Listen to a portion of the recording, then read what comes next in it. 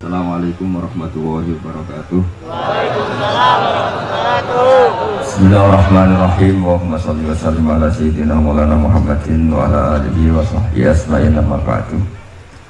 Ingkang sangat kula hormati Ibu Nyai Hajah Zakia Hamsiyah, Imam Yahya, sedanten para putra-putra Gus Imam, wonten Gus Reza, Gus Iim, Gus Nabil, Gus Isil, Habib Muhammad Al-Habsyi, Gus Kaula Kiai Abdul Rauf Maimun Zubair, yang kula hormati para santri yang sangat kami cintai. Ini semoga saya jadi wali penuh. Karena malam ini malam yang saya benar-benar tawadhu. Tawadhu itu sopan sekali karena diatur-atur ya mau, didolimi juga mau. Jadi ini benar-benar malam yang spesial bagi saya karena saya ini kalau di Rembang termasuk sudah kiai. Di sini dengan semudahnya diatur-atur, diberi gelar yang paling tidak saya suka. Karena saya memang nggak pernah ingin terkenal, ingin viral, tapi itu Allah yang menghendaki, bukan Gus Reza. Jadi kalau protes saya ya protes sama Allah Subhanahu wa Ta'ala. Tapi begini, sebetulnya kita ini punya hubungan rahim ilmu. Saya akan matur serius sekitar 15 menit, guyon 10 menit, setelah itu selesai. Secara kesanatan ilmu, Lirboyo itu kita tahu guru saya Al-Alim Al-Alamah Kiai Haji Maimun Zubair dulu itu ngaji di sini di Mbah Manap, di Mbah Karim. Dari keunikan ngaji itu adalah ketika Mbah Mun ngaji sama Mbah Zubair Sunzuru Zahab itu Finahwi karangan Ibnu Hisham itu hanya separuh. Delalah pas kesini, padahal Mbah Zubair sama Mbah Manap itu tidak wianan.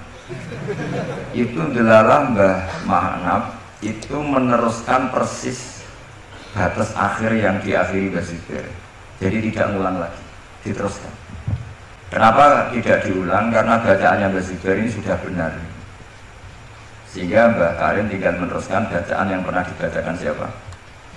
Mbah Zubair. Ini termasuk wa min karomati, termasuk keramatnya Mbah Karim.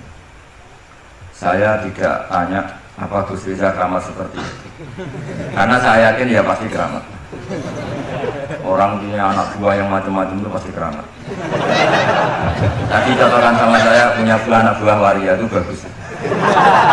Karena itu persis sanad keilmuan kita. Bapak saya itu pernah cerita ke saya, hormat sama orang macam-macam. Kalau ditanya orang, Pak Yai, wong ngono kok mbok kancani, sing gelem dadi ngono ku ya sapa? Bismillahirrahmanirrahim. Assalamualaikum warahmatullahi wabarakatuh. Alhamdulillahirabbil alamin wa bihi nasta'inu ala umuri dunya waddin. Wassalatu wassalamu ala asrofil anbiya'i wal mursalin wa ala alihi wa sahbihi ajma'in. Amma ba'du, la haula wa la quwwata illa billahil aliyyil azim. Allahumma sholli ala sayyidina Muhammad wa ala ali sayyidina Muhammad. Semoga yang mendengarkan pengajian Gusba ini selalu dalam lindungan Allah dan dimudahkan segala urusannya. Berikut ini pengajian Gusba di Pondok Pesantren Lirboyo. Simak terus video ini, semoga bermanfaat. Ternyata ilmu itu ditemuk Gus Reza. Artinya secara sanad keguruan seperti itu. Dulu Mbak Makhrus ngaji sama namanya Kiai Haji Khalil Harun. Itu masih pernah mbah sama Mbah Maimun karena ya dari keluarga sarang. Kemudian Gus Imam ya pernah ngaji sama Mbah Mun di sarang. Di antara guru-gurunya ya termasuk keluarga besar saya. Saya masih ingat betapa fanatiknya Mbah Mun sama sarang. Ini saya belum pernah cerita Gus Reza, langsung cerita di depan umum biar tadi makdannya itu harga karunnya itu langsung dibagi seperti makdan itu. Mbah Mun itu saya masih ingat, anak putuku senajan to sak wulan kudu tahu ngaji ning Lirboyo. Saya kelas 1 aliyah, saya masih ingat disuruh nemanin Gus Kamil putra Mbah Mun yang pertama dari ibunya Mas Kia, itu disuruh pasaran ke sini. Dan saking takjimnya Mbah Mun, saya masih ingat itu ngasih bisaroh bentuk hadiah takdim sama zaman itu Mbak Idris, Yai Anwar, Mbah Imam, Gus Imam, itu diamplopi sendiri. Saya masih ingat pas itu diisi 25.000. Ketika itu makan 1 bulan baru 13.000. Jadi kalau 25.000 ya kira-kira bisa makan 2 bulan. Itu diampapin sendiri. Disuruh nganturkan Mbah Idris, Mbah Anwar, Mbah Imam, sama Gus Kafabi, sama Gus Maksum. Jadi saya pernah pasangan di sini. Saya tidak tahu apa ini sudah mewujud apa belum. Tapi karena saya itu niatin nemani Gus Kamil, saya itu tidak pernah ngaji. Ingat saya dalam 1 bulan itu ngaji 2 kali. Tahun berapa? Lupa tahunnya karena wali tidak boleh nginget-nginget tahun.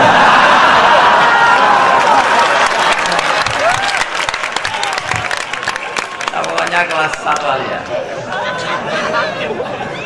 Nah pas itu Gus Imam itu baca kalau nggak salah dunia, kalau habis subuh.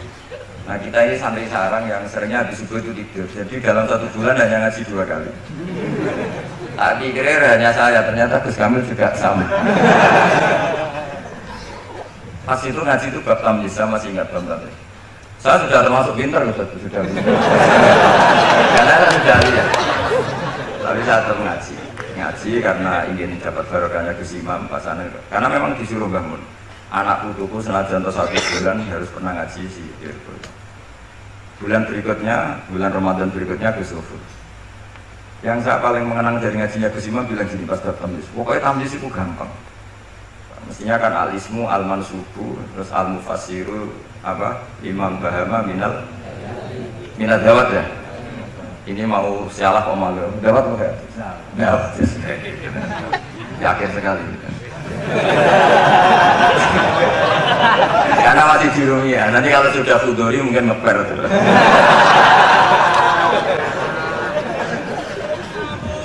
Kemarin cocokan asap sama saya, jatuhnya juga saya kalah lagi, disuruh mandi leleh. Iya. Saya ini paman sampean, Gus.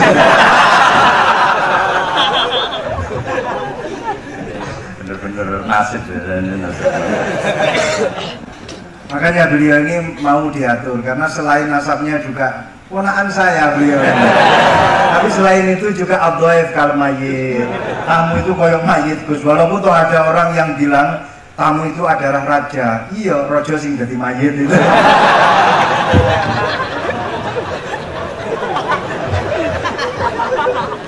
Wah, ada Gus seperti ini.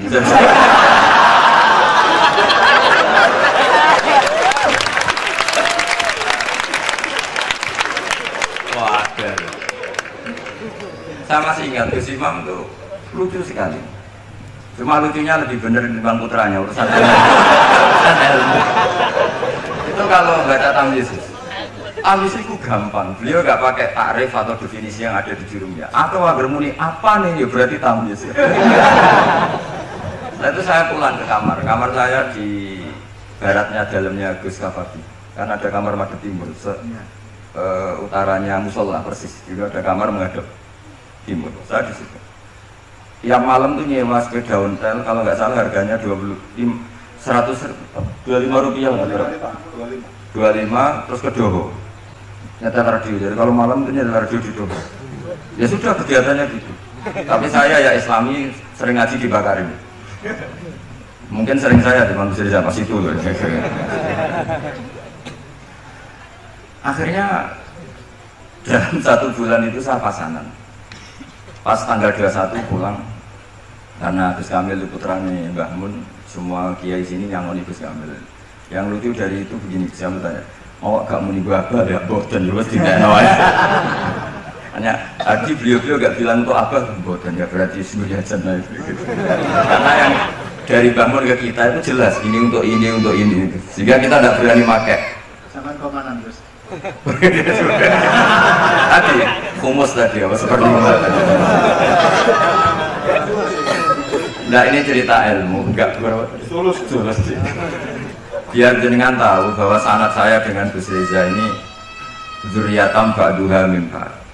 Apalagi sekarang Gus Im ini tadi cerita-cerita ke saya dapat generasi keempat dari Kiai Mahfud. Jadi istrinya Gus Im binti Kharir bin Muhammad bin Mahfud. Pak Mahfud itu tokoh yang sangat-sangat diidolakan oleh Mbah Maimun Zubair. Karena ketika ada Alfiyatus Sirahnya Imam Suyuti itu tidak ada yang bisa mensarai. Sampai datang seorang termas. Kalau beliau mungkin tidak bilang orang termas, mbahnya istri saya. Karena kalau termas beliau nggak keren, itu mbahnya istri saya. Jadi kalau nggak ngandalkan diri sendiri, ngandalkan istrinya. Nah, itu nggak masalah, seperti itu juga masalah. Allah itu baik. Keramat gandul karo bojone. Iya kan baik dulu. Keramat gandul karo bojone. Muga-muga keramatnya tetep aja sampai cuman gandul itu.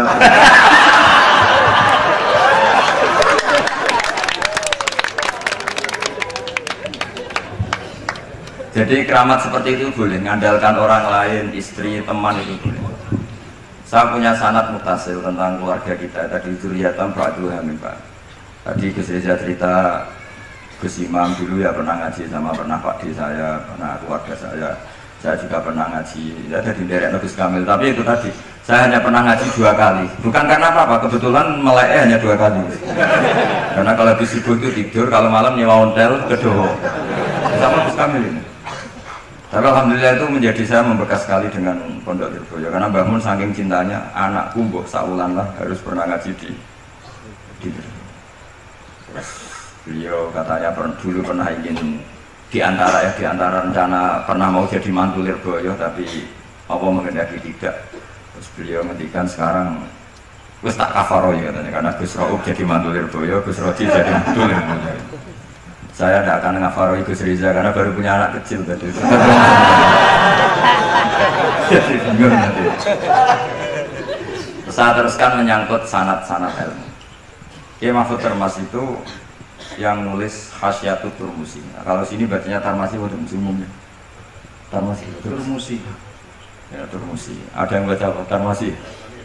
Karena nasibnya nama Ajam itu kasihan. Ada orang tuh namanya Tirmizi, yang satu Turmuzi, yang satu Tarmizi. Ada Tarmizi. Ustukhri juga sama. Ustukhri, Istokhri. Apa? Bebas itu bebas. Ajam kan bebas. Iya, makanya kaidahnya Ajamiyun fasna bihi masyikta. Ya, Sibro Milisi. Kalau sini bacanya apa? Sibro Malisi. Kalau ada dia yang baca Sibro Milisi, ada yang baca Sibro Mulusi. Ini hasilnya yang mancing ini Gus Baha, bukan saya. Beliau ini Masya Allah luar biasa dalam pancingan-pancingan sehingga saya terpancing oleh beliau. Jadi nasibnya kumpul dengan orang yang alim ini ya jadinya ya seperti ini. Ya, saya teruskan ini yang serius. Saya ini karena saya ini sudah tidak dapat cucu zuriyahnya Kiai Makhrus, tapi saya dapat warisannya. Karena sebagian cerita-cerita keramatnya keluarga Lirboyo yang termasuk santri sering diceritani keramatnya Mbah Manap itu saya termasuk ya, tentu banyak yang diceritakan keramatnya Mbah Makhrus. Masyhur itu Mbah Makhrus. Kadang isu sudah dipasukan. Sebenarnya saya mau minta ijazah sama Gus Rizal, potongannya kok tidak iso. Tapi nanti setelah ada saya siap Gus, bukan ijazah, lebih dari ijazah, ijabsah. Nanti kalau sudah ada indikasi bisa, saya pasti minta ijazah. Dan semenjak itu saya sudah tidak berani gojlok karena berarti guru saya. Tapi saya nanti nunggu istikharah dulu tadi. Apa bisa apa enggak ya. Nah kebetulan saya ini adalah turunan ke-8 dari orang yang bernama Soleh bin Asnawi Sepuh. Itu gurunya Mbah Soleh Darat. Mbah Mahfud dulu pernah ngaji Mbah Soleh Darat tafsir Jalalain 2 kali. Dulu Mbah Soleh Darat ngaji sama yang Mbah Soleh bin Asnawi Sepuh. Itu ngajinya juga tafsir Jalalain. Dan beliau cara ngaji itu detail sekali. Ini sekaligus apa ya? Saya bilang tamparan kalau tidak sopan. Ini peringatan keras bagi yang pernah cucu, pernah cicit. Beliau kalau ngaji ditulis hadartu indahu tafsirul Jalalain marratan. Jadi sebagian ditulis kalau di Al-Mustafid 5 alam minal asanid khatamtu indahu tafsirul Jalalain marratan. Ditulis bitamami, sempurna. Saya ngaji beliau 2 kali khatam sempurna. Jadi Lebih dari 2 kali itu. iya, terus juga jeblong-jeblong gitu. Kalau ini enggak moto sama itu untuk ijazah gitu. Dan beliau ketika ngaji Sayyid Abi Bakar Sato. Beliau istinad fil fikih itu namanya sama Sayyid Abi Bakar Sato. Itu beliau ngendikan saya ngaji Bukhari bab ini sampai ini, yang nggak menangi ini, kemudian ini tak tambal sendiri. Ini mbah-mbahnya istrinya siapa ini? Gus Iim. Ini temannya adik saya satu kelas, tak tanya tadi, lebih beli mana nggak tahu Gus kata dia. Ya, karena sekarang tawaduk ini lebih beling itu supaya dianggap wali karena tawaduk itu. Jadi gak jelas sekarang lagi. Makanya saya sering ngomong seenaknya itu karena gitu. Yang tawaduk pun tidak jaminan lebih sopan. Jadi tawaduk untuk diakui baik. Jadi repot. Ngeles ya. Selah. Mbak Mahfud itu ngaji lama sekali sama Sayyid Abi Bakar Sato. Sampai beliau kecakapannya, saya ini tahadus binikmat. Kalau baca Khasyatul Turmusi itu nggak tahu bedanya dengan I'anatul Thalibin. Saking persisnya, ibaratnya Mbah Mahfud itu persis seperti malakah yang dipunyai Sayyid Abi Bakar Sato, yaitu Sahibul Yaman. Nah, Sayyid Abi Bakar Sato itu punya kakak kandung sekaligus gurunya, karena barep sama rujuk, namanya Sayyid Umar Sato. Sayyid Umar Sato itu gurunya Mbah Ahmad bin Syu'aib, mbahnya Mbah Mun. Jadi dulu Mbah Ahmad itu ngaji sama Sayyid Umar Sato. Sayyid Umar Sato itu diantara khas pengajarannya adalah hanya mau ngajar kitab yang bisa dihafalkan, al-mutun, sehingga meskipun nadzuman atau matan dihafalkan. Makanya terus ada muhafadzah di Indonesia karena sanad dari Sayyid Umar itu santri harus menghafalkan. Yang menjadi beda dan masalah itu era Gus Reza, hafalan itu untuk naik kelas. Dulu enggak, hafalan itu hafalan saja untuk jadi orang alim. Sekarang untuk naik kelas. Jika saya sering digojlok, saya ini masih hafal jurumnya, hafal imriti, saya itu masih banyak hafalan. Itu sering digojlok sama teman-teman. Gus Bak dulu ngaji pasti gak setor. Buktinya apa? Hafalannya masih. Kalau kita, jadi saya malah yang masih hafal malah dianggap satu kesalahan. Saya sampai sekarang masih hafal Alfiyah, Jurumiyah, tapi malah disalahin sama temen. Pasti dulu gak setor. Buktinya masih kan. Nah yang bener yang lupa-lupa itu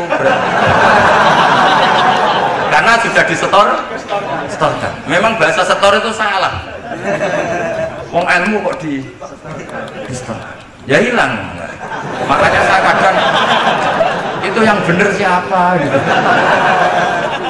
Saya itu pembela santri bodoh, saya berkali-kali bilang. Ternyata yang nggak hafal sama yang hafal tuh pinter yang nggak hafal karena sudah di. Saya tuh punya teman Sarah Mu'in. Saya dulu itu Rais Mu'in. Itu nggak pernah menang sama santri paling diam terus. Ketika tak tanya, kenapa kamu tidak jawab? Sakjane aku iso Gus, cuma tawaduk mbek jenengan. Monggo. Itu sampai sekarang dia jadi kiai. Tiap ada muskilat yang SMS saya, Gus ini dijawab. Sakjane kula nggih saged tapi kepengen tawaduk. Itu saya tuh ya mangkel ya. Mau mangkel tuh dia tawaduk, mau husnudzon kayaknya goblok betul.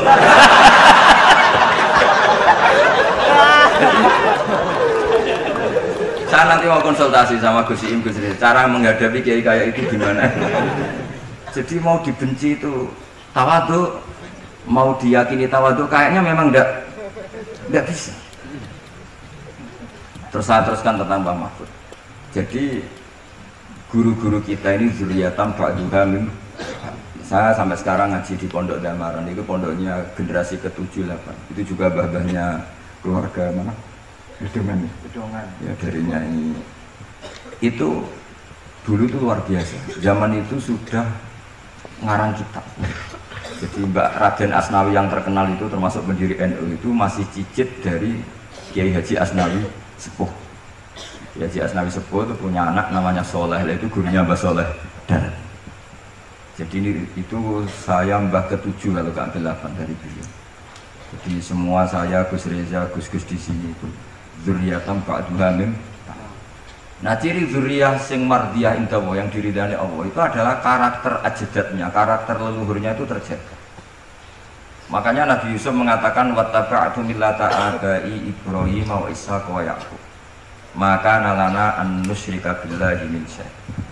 Saya ngikuti jejak leluhur-leluhur kami. Beliau menyebut mulai Ibrahim, Ishaq, Yaqub. Ciri utama leluhur itu adalah maka nalana an nusyrika billahi min syai'. Saya tidak akan melakukan syirik kepada Allah. Makanya ketika saya dulu belum hafal Quran itu bapak hanya ngendikan begini, hak, kowe kudu ngapal Quran, kowe nak rapal kepaten obor. Artinya misalnya mbah kita bisa baca Khasyatul Turmusi, anaknya bisa, cucunya bisa. Ini cicitnya mau udah bisa itu malu karena bapaknya bisa. Sekali bapaknya tidak bisa, anaknya ini punya alasan, bapak aja tidak bisa. Ini bukan nyindir, perintah. Ya, saya ini bukan nyindir, tapi apa? Perintah.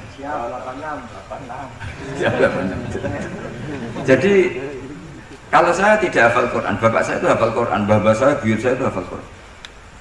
Itu sekali saya tidak hafal, maka anak saya punya alasan tidak hafal karena bapaknya tidak hafal.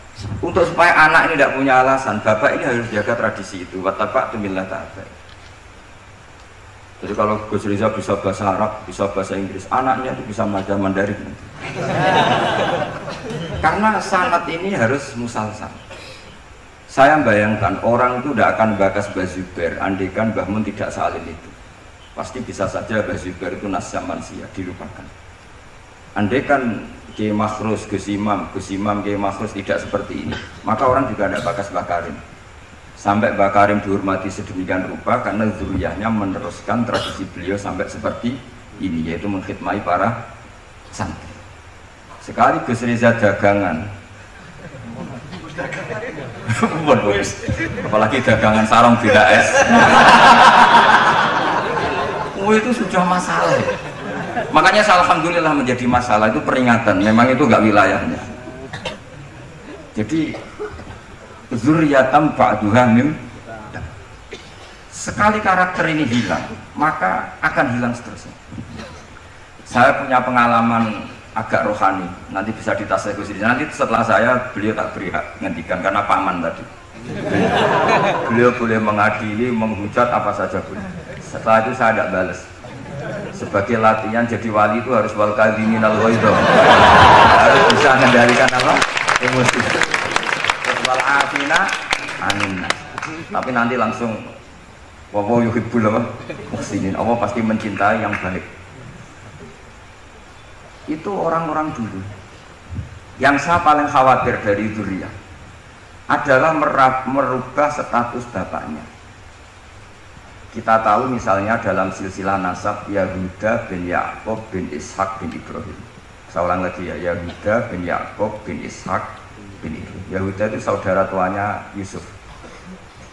Yahuda ini kemudian secara lahir, kita tidak tahu sirrinya apa, dia punya aliran, punya faham atau punya milah yang seperti itu, yaitu Yahudi. Ini bisa didiskusikan oleh santri-santri apa Yahudi itu nama faham, apa nama marga, apa nama kerajaan. Karena itu bisa debat panjang dalam ilmu tafsir. Tapi karena ada cucu yang bernama Yahuda, ada orang yang mengidentikan Ibrahim itu Yahudi. Mergo delok potongan putune Yahudi ya. Sehingga untuk membebaskan Ibrahim dari status Yahudiyah tadi, Allah sendiri yang membebaskan itu. Dengan Allah berfirman, maka anak Ibrahimu Yahudiyah wala. Kalau kita punya mbah alim alama, bapaknya alim alama, kemudian kita ini dagangan, terus ita itu ngalor ngidul, orang akan ngira bapak kita seperti itu. Karena teori orang Jawa, kacang ora ado songkolan. Ya. Jadi yang menstatuskan para leluhur kita adalah kita. Sekali kita ini meleset, tadi kata Gus Riza yang asyaki tadi ya, asyaki adalah orang yang keluar dari rel mbah-mbahnya, maka status kembahnya akan hilang. Makanya banyak orang alim alama kemudian di era cucu sudah tidak diziarahi karena cucunya mengharamkan ziarah, dan itu banyak sekali. Jangan-jangan mbah-mbahnya bisa baca Ikhya, cucu-cucunya tidak bisa, terus bilang oh penting tuh ilmu modern, ilmu itu tidak penting. Akhirnya ya sudah, orang lupa lagi karena banyak sudah tidak dikholi, tidak dikenal. Itu yang paling bahaya dalam status dzurriyyah. Sehingga Nabi Ibrahim itu diselamatkan oleh Allah, yaitu dengan mengutus Nabi Muhammad SAW yang beliau adalah min khalisi sulalati Ibrahim al-Khalil. Sehingga Nabi Muhammad yang meluruskan itu. Nggak benar kalau Ibrahim adalah Yahudi. Karena Yahudi itu adalah marga atau aliran atau milah terserah, karena itu ada perdebatan. Setelah Ibrahim jauh, yaitu Yahuda bin Yakub bin Ishak bin Ibrahim. Ketika Rasulullah debat terbuka dengan pakar-pakar Yahudi, orang-orang Yahudi bilang Ibrahim itu Yahudi ya. Terus Allah memberi firman kepada Rasulullah SAW, ha antum haula'i hajastum fi ma lakum bi ilm falimatu hajuna fi ma laysa lakum bi ilm. Ini perdebatan sudah tidak fair, tidak objektif. Saya, kata Nabi Muhammad, berdebat secara ilmiah bahwa Ibrahim tidak mungkin Yahudi, pengikut Yahuda maksudnya. Tapi kamu berdebat secara sangat tidak ilmiah karena kamu mengatakan Ibrahim pengikut Yahudi, Yahudi dari Yahuda. Kenapa tidak ilmiah? Itu sama dengan mengatakan Mbah Manap itu pengagum Gus Reza. Itu kan salah besar. Kan Ibrahim itu kan Yahuda bin Yakub bin Ibrahim. Itu sama dengan misalnya mengatakan Pak Karno itu pengagum Puan Maharani. Itu kan kacau. Mbah Hashim pengagum Mbak Yeni. Itu kan kacau. Artinya apa? Ketika Yahuda menamakan diri atau mencatut Ibrahim dikatakan Yahudiyah, pengikut Yahudiyah, itu enggak ilmiah sekali. Karena Ibrahim generasinya jauh sebelum Yahuda. Makanya Quran meringatkan kita ini sudah debat secara ilmiah. Falimatu hajuna. Kenapa kamu justru berdebat yang sangat tidak ilmiah? Terus Quran sampai mengingatkan wa ma unzilatit Taurat wal Injilu illa min ba'di. Padahal Taurat dan Injil diturunkan setelah Ibrahim. Bagaimana mungkin Ibrahim pengikut Taurat? Wong Tauratnya saja datang setelah Ibrahim. Jadi tadi itu tadi, karena Yahuda itu zuriyahnya Ibrahim, tetap dia ketika menamakan manhaj Ibrahim atau milahnya itu kayak iya. Saya pernah ke makam Nabi Ibrahim itu ngeri betul di Hebron. Di Hebron itu saya pernah ke makamnya Al Khalil Ibrahim. Itu di sinagog. Di sinagog. Jadi kepalanya di masjid, kakinya menyentuh sinagog. Yang Nabi Yusuf malah hampir semuanya di sinagog. Yang parah Yakub semuanya di sinagog. Karena Yakobus tadi. Artinya gini, saya dulu sebagai pengkaji tafsir itu ya iskal itu janggal. Maka anak Ibrahimu Yahudiyah wala Nasroniyah. Ibrahim itu tidak Yahudi ya tidak Nasrani. Itu kan satu pujian yang sangat aneh. Itu kan sama dengan mengatakan Baha itu ya ora PKI, ya ora komunis. Itu kan aneh. Masa Ibrahim Khalilur Rahman hanya distatuskan ya tidak Yahudi, tidak Nasrani. Tapi setelah saya ke makam beliau, ternyata ada artefak fisik atau suasana fisik yang beliau bisa saja dianggap Yahudi karena makamnya di sinagog.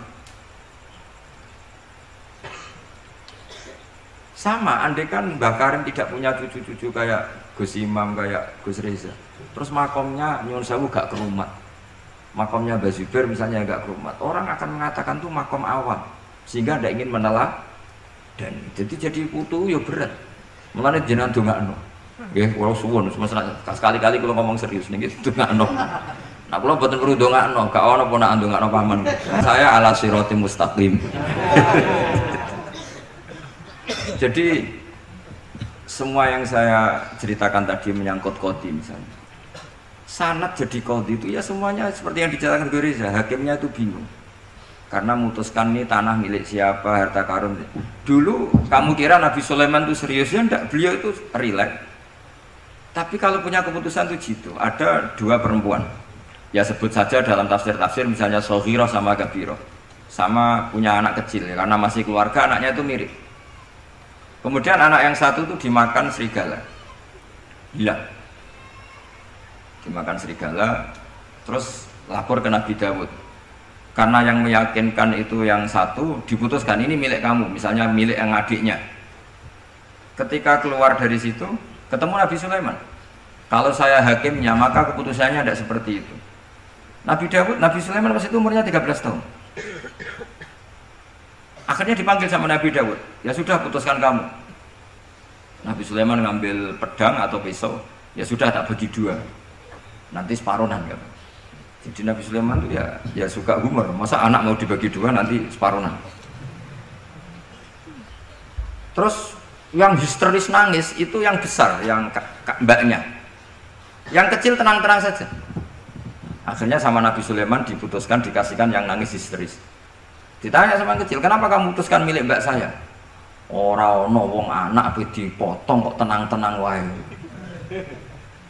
Jadi kelihatannya rileks, tapi dari basis ilmu yang luar biasa. Kalau kamu betul merasa sebagai itu anak kamu, pasti kamu histeris. Akhirnya dikasihkan yang besar. Jadi tidak semua nabi itu kalau memutuskan serius, Nabi Sulaiman itu rileks.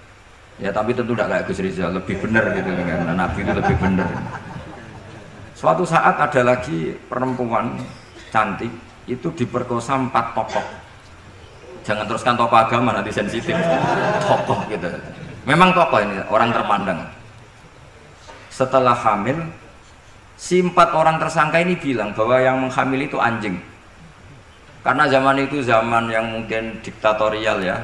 Ya sudah diam gitu ya. Singkat cerita dilaporkan ke Nabi Daud bahwa ada peristiwa gini-gini, terduga adalah anjing. Nabi Daud ya tenang saja, nggak ngerespon. Karena biasalah wali kan tukang husnudzon. Nabi Daud itu gayanya Nabi, gaya ala wali, jadi gampang husnudzon. Kalau Nabi Sulaiman enggak. Jadi sistem reskrim itu harus matur nuwun sama Nabi Sulaiman. Orang 4 ini dipanggil. Manggilnya satu-satu. Kamu tahu kalau itu yang merkosa anjing? Ya, tahu saya. Anjingnya warnanya apa? Hitam. Sudah, kamu keluar. Keluar tidak dipertemukan sama yang 3. Yang 1 dipanggil lagi. Yang merkosa apa? Anjing. Warnanya apa? Merah. Dipisah lagi. Sampai akhirnya 4 orang itu jawabnya warnanya beda-beda. Mungkin ada kebiasaan, mungkin ada yang bilang pink, tapi nggak ada anjing pink. Akhirnya setelah semua dipertemukan bareng-bareng. Kamu tadi bilang apa? Hitam. Kamu tadi bilang apa? Merah. Kamu tadi bilang apa? Berarti padahal kamu semua bersaksi bersama bahwa orang itu peratita tadi diperkosaan. Tapi ternyata warnanya anjing beda. Akhirnya Nabi Sulaiman bilang, anjingnya ya kamu itu. Akhirnya mereka ngaku sebagai apa? Pemerkosa. Makanya dalam masalah Nabi Dawud dan Nabi Sulaiman itu Allah luar biasa mensifatinya. Nabi Dawud punya keramat, punya mukjizat. Kalau beliau baca tasbih, itu gunung dan burung-burung ikut baca apa?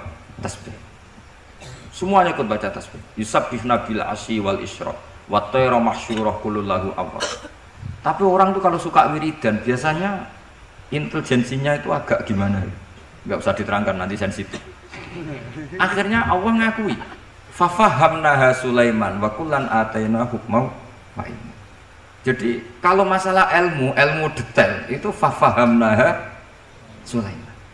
Kecerdasan untuk bikin keputusan itu masih cerdas Nabi Sulaiman. Tapi kalau wiridannya itu bagus Nabi Daud. Jadi makanya orang ini nggak sempurna ya. Ada yang suka wiridan, ada. Makanya saat tadi itu kaget Gus Im bilang ketua pondoknya di Istighori Gus Reza itu saya tenane gitu. Maksudnya itu saking adabnya muji masnya apa gimana, saya itu sampai sekarang nggak paham itu. Tapi yang jelas yang diangkat tadi jangan GR kalau itu hasil istikharah. Karena saya tidak bisa yakin itu. Ya tidak bisa memaksa husnudzon. Nanti kalau di ruang dalam mau tanya istikharah betul apa enggak. Tapi yang jelas tadi. Nah, kita ini alhamdulillah guru-guru kita itu wiridannya ya jalan, dan alhamdulillah santri-santri kalau kiainya wiridan ya bubar separuh, itu bagus. Saya bukan mengajarkan tapi itu bagus. Kata di jagungan sama Gus Iim, pantangannya ahlul ilmi adalah tidak boleh melakukan ijabu malam yajib, mewajibkan sesuatu yang tidak wajib. Saya itu mondok sarang tuh lama sekali. Itu Mbah Mun yang imami, itu yang bubar ya separuh lebih. Mbah Mun ya senyum-senyum saja. Ketika ada kiai tanya, Mbah kok boten jenengan wajib no wiridan? Ora oleh ijabu malam yajib, mewajibkan sesuatu yang tidak wajib. Nah, santri-santri tahu kalau itu tidak wajib. Wah, hilang. Oh iya, pimpinannya. Jadi konstitusinya ahlul ilm itu beda. Takhrimu malam yakhrum itu ya kriminal, ijabu malam yajib juga kriminal. Bahkan di Habib Abdullah bin Husain bin Thohir itu dikategorikan dosa besar. Makanya pondok-pondok ilm itu nggak berani wajibkan santrinya wiridan karena takut ijabu malam yajib. Akhirnya keterusan bersolat langsung ngopi bualenin. Kadang rokoknya orang dipateni bersolat salam langsung eling rokoknya. Jadi kita ini sengawur-ngawur kita karena sebagai ahlul ilm itu masih bener. Ngawur saja bener, apalagi pas bener. Karena memang sanad ya, saya ulang lagi. Sanad ahlul ilmi itu beda, khas. Sehingga kadang orang-orang yang di luaran sana, jangan bilang kubu sebelah, pokoknya di luaran sana nanti jadi sensitif. Saya tuh pernah ditanya satu pertanyaan sangat ekstrim. Ini karena ada paman saya, nanti tak mintakan jawab. Itu sangat sensitif. Yaitu orang-orang kota pernah tanya saya, Pak Bahak, kenapa ada hadis mangqala la ilaha illallah dakhalal jannah wa in zana wa in saraq. Itu kan ekstrim. Kok kayak Islam itu membolehkan zina? Karena yang pernah zina pun asal melafadzkan la ilaha illallah pasti dakhalal jannah. Saya kebetulan pas itu ya kok pas pinter Gus Riza. Jadi ya bisa jawab. Terus saya bilang gini, justru saya bilang hadis itu menunjukkan satu kaidah ilmiah yang luar biasa, yaitu kebenaran yang absolut itu tidak boleh terganggu oleh perilaku sosial. Misalnya saya ditanya 1 tambah 1, pasti tak jawab 2. Lonte ya jawab 2, maling ya jawab 2, koruptor ya jawab 2. Karena kebenaran absolut itu tidak boleh diganggu oleh status sosial. Sehingga orang yang pernah zina pun melafatkan 1 tambah 1 2 ya sah. Yang ketua wali juga sah, wali biasa ya sah, setengah wali juga sah. Karena kebenaran absolut adalah kebenaran yang siapapun pasti mengatakan demikian. Yang ketangkap KPK ya bilang 1 tambah 1 2, KPK-nya bilang 1 tambah 1.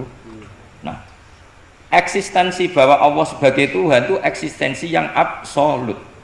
Sehingga harus sah meskipun dikatakan orang yang pernah zina. Akhirnya saking keramat itu terus nganggep pulau guru nih, terus ngaji sama saya sampai sekarang. Nah, saya berharap produk-produk al-makhrusiyah itu sampai seperti itu. Jadi ada saat dimana kita maknani wa in zana ini bukan urusan melegalkan zina atau menganggap biasa zina, enggak. Tentu zina itu sangat buruk. Innahu kana fahisyah wa sa'a sabila, buruk sekali. Tapi ada konteks di mana absolutisme kebenaran itu tidak bersyarat apapun. Sehingga orang yang kafir puluhan tahun, mungkin ratusan tahun, ketika melafadzkan la ilaha illallah berarti sudah sah menjadi muslim. Karena kalimat ini adalah kalimat yang orang kafir dengan kalimat itu menjadi muslim. Sebab itu kita pasti menolak faham takfiri, faham yang mudah mengkafirkan orang lain, karena logikanya gampang. Wong kalimat ini yang kafir saja menjadi muslim, lagi sing tukang wiridan la ilaha illallah malah dianggap kafir. Aku tahu mikir, tahu orang kan kira-kira seperti itu. Ya sekali-kali so serius, ben pamane bangga pun aneh alim.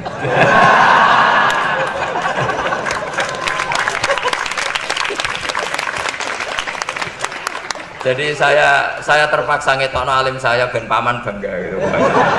Ponakanku ya alim pemeneh pamane.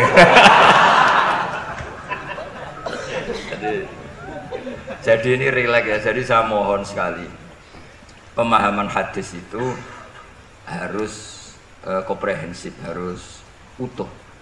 Sehingga zaman itu bukan sekedar kita. Abu Dzar itu sahabat yang khusyuk itu ya protes. Yang benar ya Rasulullah, masa wa in zana wa in saraq. Diulang lagi. Yang benar ya Rasul, sampai Nabi mengatakan 3 kali. Lama-lama Nabi sampai agak keras nadanya. Ngendikan ala rohmi anfi Abi Dzar. Oh dasar wong grumbung kandhani ra ngandel gitu. Karena Abu Dzar itu orang khusyuk. Beliau tidak siap kalau orang yang pernah salah seperti itu kemudian tetap dakhalal jannah atau sah melafadzkan la ilaha illallah. Tapi dengan penjelasan tadi, penjelasan ilmiah yang saya utarakan tadi, itu memang ini bukan masalah pelegalan zina atau nganggap zina biasa, enggak, tapi masalah absolutisme kebenaran itu akan diakui oleh siapapun dan pihak manapun dan akan sah dari siapapun. Sehingga orang yang kafaratu la umri, dia kafir tula umri, 80 tahun dia kafir. Kemudian pas mau mati melafadzkan la ilaha illallah Muhammadur Rasulullah, tetap sebagai berstatus mukmin. Qul lil ladzina kafaru iyantahu yughfar lahum ma qad salah. Katakan kepada orang kafir, sekali dia menghentikan kekafirannya dengan talaffuz di kalimat syahadah, maka otomatis menjadi muslim. Nah soal nanti masuk surga ya bisa kapan-kapan kan. Allah tidak bilang harus sekarang kan. Ya nunggu kita duluan kira-kira nak bejo gitu. Tapi saya berkali-kali ngaji sudah orang Islam tuh yang senang. Kita ini sudah dikasih kunci surga, miftahul jannah la ilaha illallah. Kamu harusnya nggak bisa masuk neraka. Kamu nggak pegang kuncinya kok kamu mau masuk. Tapi ada teman saya bilang rokok rano pintu nih Gus langsung wah. Lah kalau kamu pikiran gitu semoga ke situ ada lagi. Jadi makanya kamu yang pede saja. Umumnya orang itu kunci itu rahasia, ini sudah dikasih tahu sama Kanjeng Nabi, itu miftahul jannah la ilaha, sudah punya kuncinya. Alamatnya juga sudah jelas. Alamatnya itu ya sakho. Karena kalau as-sakhiyu qaribun minallah qaribun minal jannah. Kalau sampean kepengin tahu alamat neraka ya bakhil tadi. Itu qaribun minanna. Jadi kalau kamu tanya alamat neraka di mana Gus? Kalau kamu medit, kikir, ya itu dekat-dekat situ. Itu neraka. Nah, saya nggak di dekat-dekat situ, makanya saya nggak tahu neraka di mana sana. Jadi saya mohon sekali, dibalik saya sering guyon sama Gus Riza Gusim, kita ini membawa sanad yang berat, karena di sini ada zuriatnya Kiai Makhrus, ada zuriatnya leluhur saya, harus zuriatam ba'duha mim.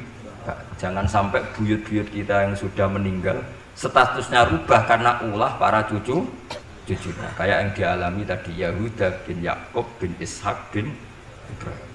Nah kita tidak pernah tahu Yahuda itu apakah agama, apa marga, nah, itu masih jadi perdebatan. Karena kalau kamu kritik sebagai agama juga nanti repot, karena ada ayat innalladzina amanu walladzina hadu wan nasara wassabiin.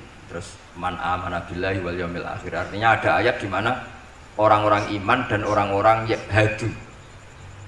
Kalau hadu ini kamu anggap satu faham agama, nanti repot. Masa Yahudi kok disejajarkan innalladzina amanu walladzina hadu. Makanya ini jadi perdebatan para ahli tafsir. Makanya ada ahli tafsir maknanya innalladzina amanu walladzina hadu lan wong sing tahu Yahudi.